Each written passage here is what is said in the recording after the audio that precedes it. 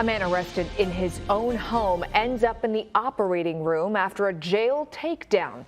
It happened at the Ross County Jail. A deputy slammed the man to the floor 4 minutes after he stepped into the pat-down room. Now, the man's son says that his dad left the jail with a broken neck.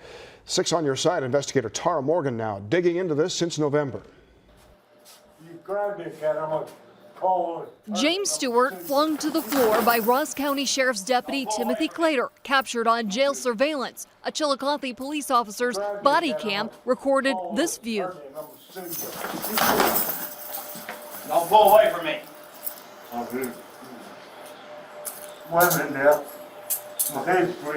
Stewart is face down in his own blood, brought in November 25th to sober up, according to Chillicothe police. Sir, my head's bleeding.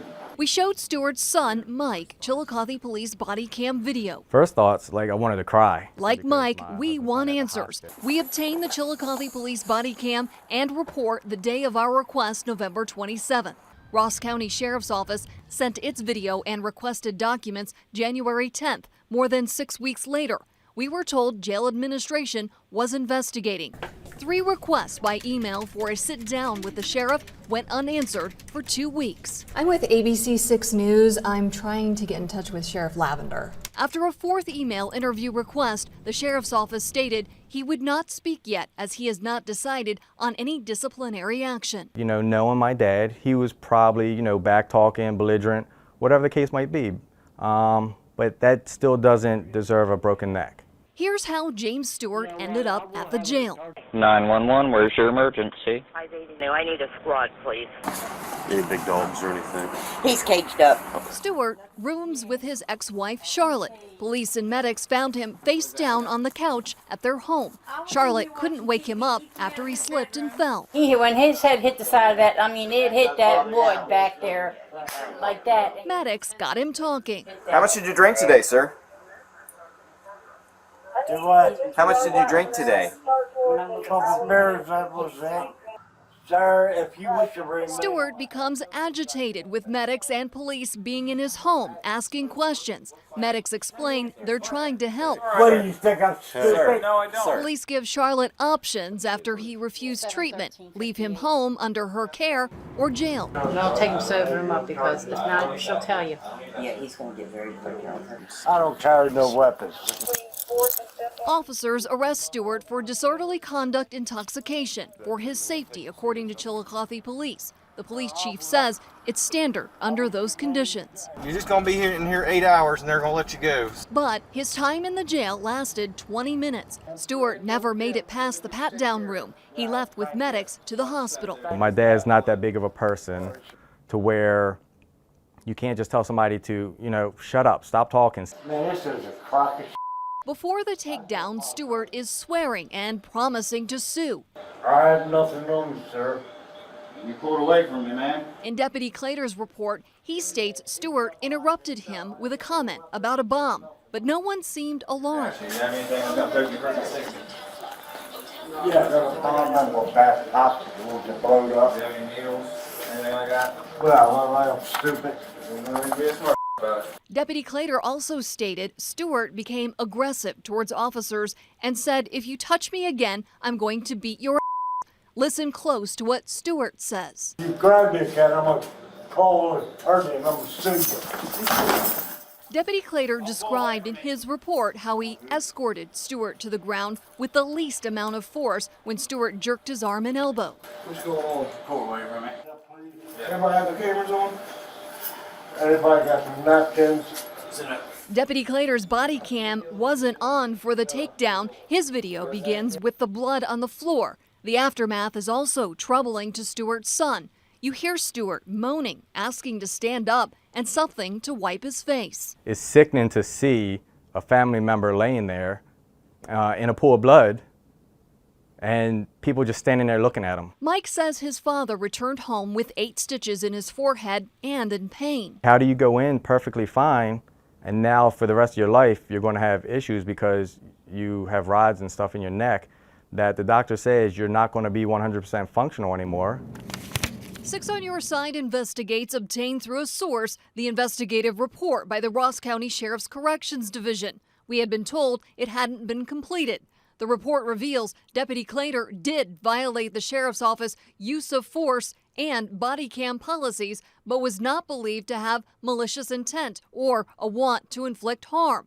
Deputy Clater stated he hip-tossed Stewart after he pulled away the second time, that he did expect more resistance due to the pulling away and comments, further stating he was unaware of what Stewart may do. There's so many news stories about excessive force daily that you would think that somebody would say, let me not do this. Mike calls the sheriff's report a win since they did see something was wrong, but believes corrections are needed, not just for his father's sake. I just want to bring this to light so where it doesn't happen again. Ben Cooper with Cooper Elliott Law Firm is representing the family. Cooper says they're trying to figure out the extent of James's injuries. He says the family wants the sheriff's office to take responsibility for the injuries and to make sure this never happens again. The sheriff will hear the case February 10th. Tara Morgan, 6 on Your Side, investigates. A man slammed to the Ross County jail floor may have lifelong injuries. We first told you about this jail takedown a week ago. The sheriff will soon hear the case. 6 on Your Side investigator Tara Morgan now with the next step. Tara, this really has a lot of people talking. It does. Hundreds of people have left comments on the WSYX Facebook page since the story first aired. Some want the deputy and other jail staff held accountable. Others question at what point was James Stewart's neck injured. His attorney says he has no doubt where it happened and who's responsible. A warning, the video is tough to watch. The Ross County Sheriff's deputy went too far. Ben Cooper with Cooper and Elliott says James Stewart is doing better than he was the day after the jail takedown November 25th, but thinks some of Stewart's injuries will be permanent. He's been having memory issues, neurologic issues, pain. They're serious injuries, and they're all from being slammed to the ground by the Ross County Sheriff's deputy. Ross County Deputy Timothy Clater stated in his report he escorted Stewart to the ground with the least amount of force, and everything checked out clear after he was seen by a nurse. In the jail investigative report obtained by 6 on Your Side, Deputy Clater expressed he was unsure of what Stewart may do and expected more resistance. Deputy Clater also stated Stewart didn't try to brace himself for the fall. He could have grabbed his arm. He could have talked to him. He could have pushed him up against the wall. He could have asked other officers to help. He didn't do any of those things. Any big dogs or anything? He's caged up. Earlier that day, medics found Stewart face down on his couch. His ex-wife says he slipped and fell. There's no indication that the EMTs thought he had broken his neck at that point.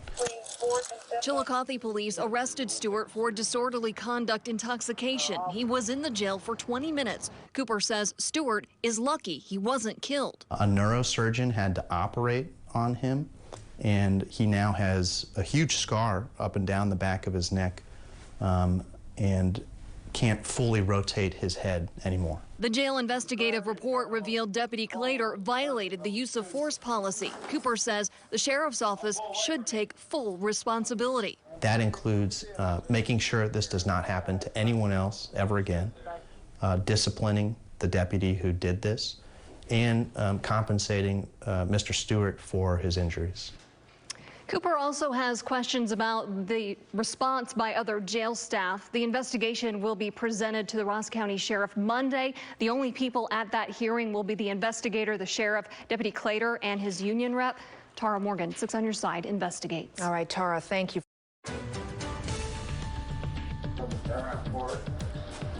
You grab me, cat, I'm gonna call an attorney and I'm gonna sue you.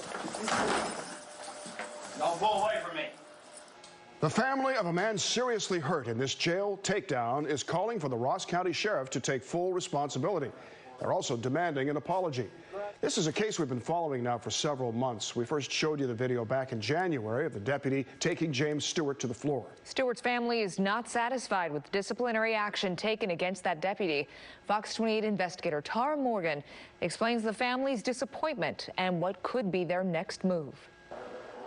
People say trust the system, trust the process. Mike Stewart waited 4 months for the process to play out. 4 months after watching Ross County Sheriff's Deputy Timothy Clater toss his father to the jail floor last November.